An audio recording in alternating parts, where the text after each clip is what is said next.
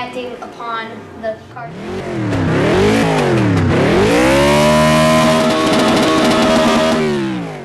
We are the Soaring Eagles from Greenwood Lakes Middle School. We are bringing the study of science to NASCAR. The project representing the Soaring Eagles is called the Turning Point. We are going to describe the forces acting upon the driver and the car while it's going around the banking curve. This is a model of a 31-degree banking curve at the Daytona International Speedway. The banking curve is the most critical part in deciding the winner of the race. Centripetal force is the force pulling an object toward the center of a circle. The equation is force centripetal equals mass times velocity squared over radius. The larger the radius, the smaller the centripetal force. Cars on the highest point of the curve experience less centripetal force than those at the bottom. Centripetal force is working against the car even at the bottom of the track. This is because the smaller radius causes more force to be applied. Therefore, at the bottom of the track, more centripetal force happens.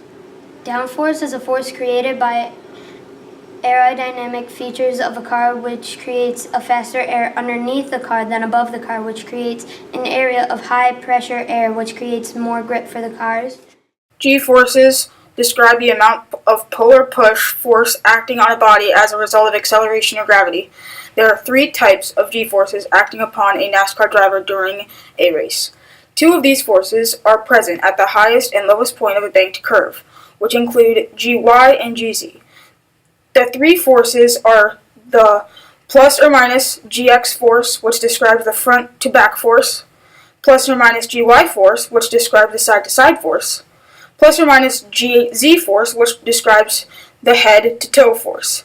The amount of G-force a driver experiences is dependent to many factors, including the car's speed, the degree of banking, and the weight.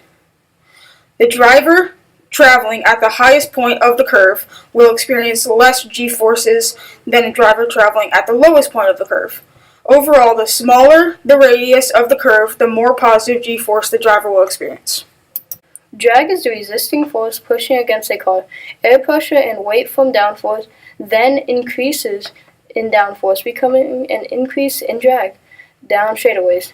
Certain forces on the curve add upon the downforce.